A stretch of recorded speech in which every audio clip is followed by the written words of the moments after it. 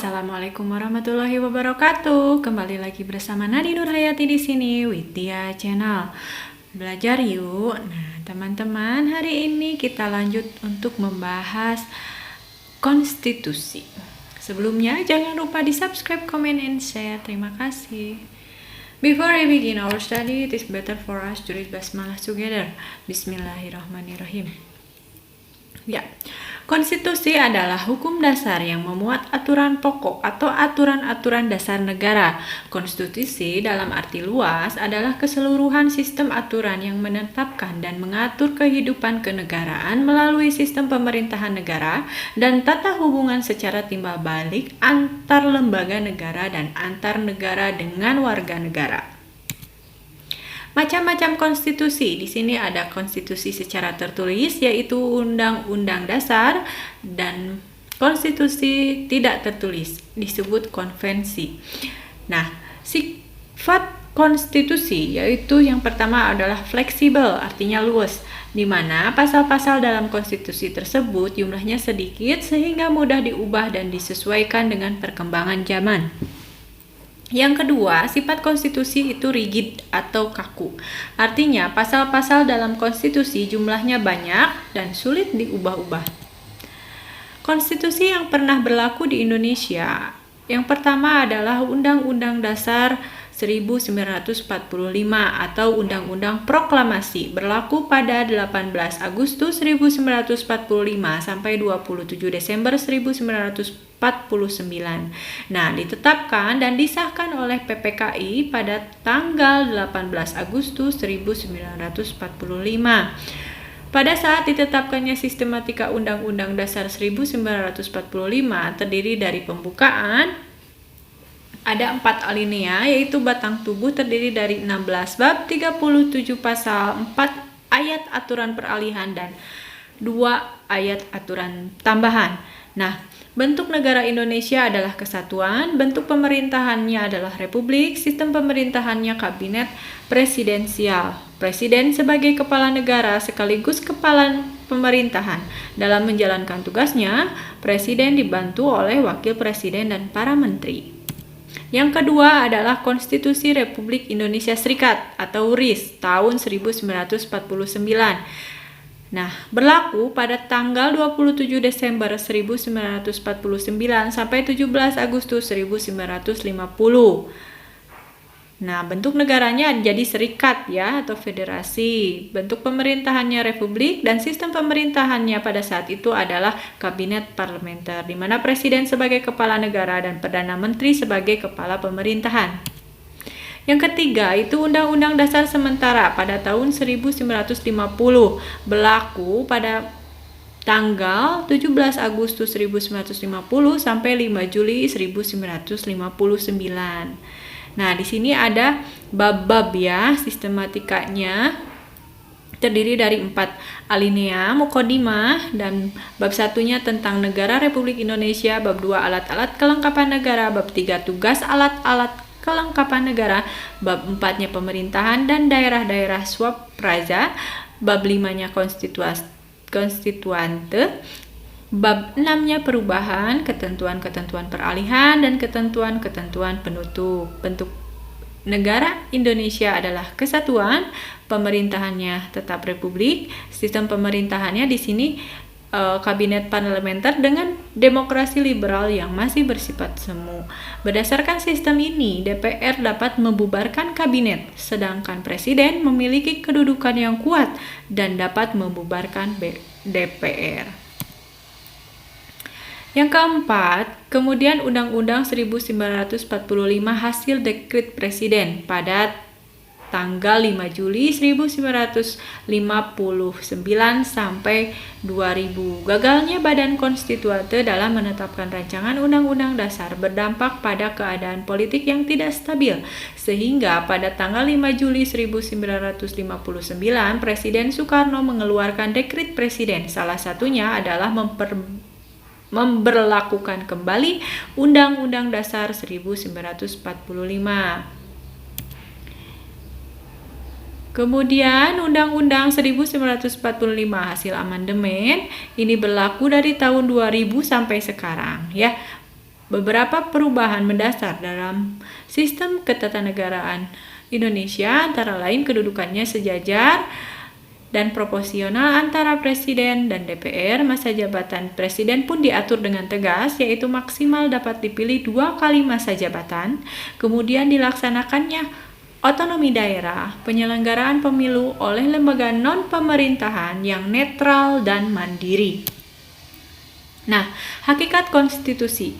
Di sini ada berbagai macam penyimpangan terhadap konstitusi yang pernah terjadi di Indonesia. Yang pertama, Undang-Undang Dasar 1945 hasil amandemen. Pada saat itu kekuasaan presiden tidak terbatas. Kemudian di samping presiden hanya ada wakil presiden dan KNIP sebagai pembantu presiden. Pergantian sistem kabinet presidensial menjadi kabinet parlementer menjadikan para menteri diangkat dan bertanggung jawab kepada parlemen atau DPR. Penyimpangan terhadap Undang-Undang Dasar Republik Indonesia Serikat pada tahun 1949 adalah penyimpangan bentuk negara serikat, bertentangan dengan konsep negara kesatuan Republik Indonesia. Kemudian pergantian Undang-Undang Dasar 1945 menjadi Undang-Undang RIS. Pemerintahan parlementer tidak sesuai dengan semangat Undang-Undang Dasar 1945. Yang ketiga, penyimpangan terhadap Undang-Undang Dasar sementara pada tahun 1950, yaitu persaingannya tidak sehat. Dengan ditetapkannya demokrasi liberal, ditafsirkan sebagai kebebasan mutlak bagi setiap individu dan partai politik, sehingga timbul persaingan tidak sehat mengancam persatuan dan kesatuan bangsa. Kemudian instabilitas nasional terjadi akibat dari sering berganti-gantinya kabinet, sehingga program-program yang disusun sebelumnya tidak berjalan. Kemudian penyimpangan terhadap Undang-Undang Dasar 1945 pada Orde Lama, yaitu periode 1959 sampai 1965, yaitu Presiden membubarkan DPR. Presiden membubarkan karena tidak menyetujui RAPBN yang disusulkan pemerintah. Kemudian penetapan pidato presiden yang berjudul Penemuan Kembali Revolusi Kita atau Manifesto Politik Republik Indonesia atau Manipol menjadi GBHN yang bersifat tetap oleh MPRS. Pengangkatan presiden seumur hidup, rangkap jabatan, pimpinan lembaga tinggi dan tertinggi negara diangkat sebagai menteri negara. Kemudian kekuasaan presiden juga tidak terbatas. Tidak berjalannya hak budget DPR karena pemerintah tidak mengajukan rancangan undang-undang APBN untuk mendapatkan persetujuan DPR. Nah, penyimpangan terhadap Undang-Undang Dasar 1945 pada periode 1965 itu pada Orde Baru ya, muncullah gerakan reformasi pada tahun 1998. Sistem demokrasi yang dijalankan bersifat feodalisme. Pembatasan aspirasi, kebebasan berbicara terutama berkaitan dengan arah kebijakan pemerintah itu dibungkam. Kemudian ekonomi kerakyatan juga tidak berjalan karena berubah menjadi ekonomi kapitalis. Monopoli oleh negara berubah menjadi monopoli oleh keluarga. Supremasi hukum tidak berjalan karena berubah menjadi kekuasaan presiden. Lembaga legislatif tidak berjalan karena lembaga itu tidak mewakili rakyat, bahkan tidak inspiratif karena hasil rekayasa politik. Kemudian banyak munculnya KKN, korupsi, kolusi, dan nepotisme. Amandemen Undang-Undang Dasar 1945. Amandemen adalah penambahan atau perubahan pada sebuah konstitusi yang merupakan bagian yang tidak terpisahkan dari naskah aslinya.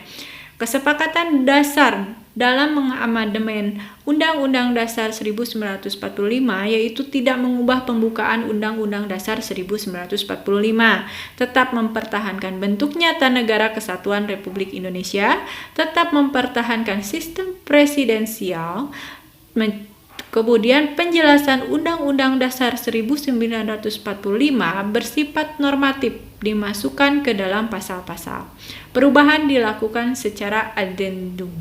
Tujuan amandemen yaitu untuk memenuhi tuntutan-tuntutan reformasi, untuk merevisi ulang Undang-Undang 1945 agar isi Undang-Undang 1945 ini lebih jelas setelah diamandemen. Nah, perbaikan dan perubahan amandemen Undang-Undang Dasar 1945 yang dimaksud adanya pembatasan atas kekuasaan presiden di Indonesia, memperkuat menegaskan kembali peran kekuasaan legislatif di Indonesia, mencantumkan hak asasi manusia di Indonesia, menegaskan kembali hak dan kewajiban negara maupun warga negara, otonomi daerah dan hak-hak rakyat di daerah, perbaruan lembaga-lembaga negara sehingga tidak ada lagi istilah lembaga tertinggi negara dan lembaga tinggi negara. Ya. Amandemen tahap pertama itu pada sidang MPR tanggal 19 Oktober 1999. Pasal yang di amandemen ada 9, yaitu, nah ini untuk dihafal ya. Majulan, ma untuk 5, ju untuk 7, lan untuk 9. Majulan, ga untuk 13, 3 ya, dari 3, gapat ini 14, kemudian ma untuk 15, ju-nya untuk 17, dupu ini untuk 20 dan dusat untuk 21. Jadi amandemen pertama yang dirubah adalah pasal 5, 7, 9, 13, 14, 15, 17, 20, 21. Untuk bisa menghafalnya kita ingat-ingat dengan kata majulan, gapat maju, dupu, dusat ya. Kemudian amandemen yang kedua itu pada tanggal 18 Agustus tahun 2000.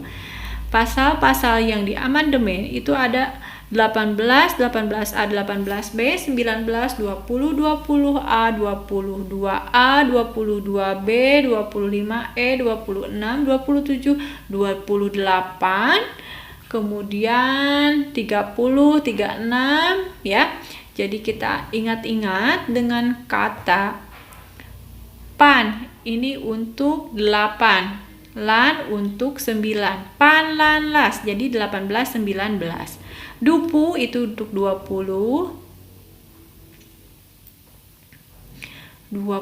kemudian du-nya juga 20, 22, kemudian ma-nya untuk 5, 6-nya untuk 6, ju-nya untuk 27, pan-nya untuk 28. Jadi pan, lan, las, dupu, duma, 6, jupan, tipu itu 30.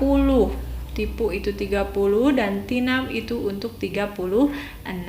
Jadi kita hafalkan dengan pan, lan, las itu 18, 19, dupu untuk 20, duma 6, 22, 25, 26, jupan 27 dan 28. Tipu itu untuk 30, tipu, tinam 36. Lanjut untuk amandemen ketiga pada tanggal 9 November 2001. Nah, pasal yang diamandemen yaitu satganam, jupan, las, julas, duda, duga, dupat. Ya, sat untuk 1, sat itu untuk 1, ga itu untuk 3, lam itu untuk 6, ju-nya untuk 7, pan-nya untuk 8, las, julas 11, 17. Jadi 11, lasnya 11, julasnya itu 17. Duda itu 22, duga itu 23 dan dupat itu 24. Jadi satganam, jupan, las, julas, duda, duga, dupat ya. Kemudian amandemen keempat itu pada tanggal 10 Agustus 2002. Nah, pasal yang diamandemen yaitu du, nampan, las, 16, gapat, 2, gapat, cu. Du-nya untuk 2, 6-nya untuk 6, pannya untuk 8, las 16, lasnya untuk 11, 6-nya untuk 16. Gapat ini untuk 23, 24-nya untuk 24, tu-nya untuk 31, a-nya itu untuk 32, ga-nya itu untuk 33, pat-nya itu untuk 34, dan ju-nya itu untuk 37. Jadi duma 6, las 16, gapat tua, gapat ju. Nah, kalau untuk tanggalnya saya menghafalnya seperti ini. Mulainya itu kan tanggal 19 ya. Nah, jadi kita ingat dengan, kalau saya ini ngapalinnya 19, 18 mundur ya, kemudian 9, 10 ya. Ini ke sini Oktober, November. Ini ke sini Agustus. Nah, untuk tahunnya ini mulainya dari 1999, lanjut tiap tahun 2000, ini 2001, dan ini 2002. Jadi seperti itu ya ngapalinnya. 19, 18, 9, 10. Di sini Oktober, November, dan ini Agustus. Tahunnya dari 1999 sampai 2002. Nah, alasan perubahan amandemen ya tadi ya udah disebutkan, tapi kita singkat lagi bahwa kekuasaan presiden itu yang terlalu luas dalam negara. Kemudian pasal-pasal dalam Undang-Undang 1945 terlalu fleksibel untuk ditafsirkan sehingga menimbulkan multitafsir. Kemudian penjelasan Undang-Undang Dasar 1945 seringkali disamakan kekuatan hukumnya dengan pasal-pasal batang tubuh Undang-Undang Dasar 1945.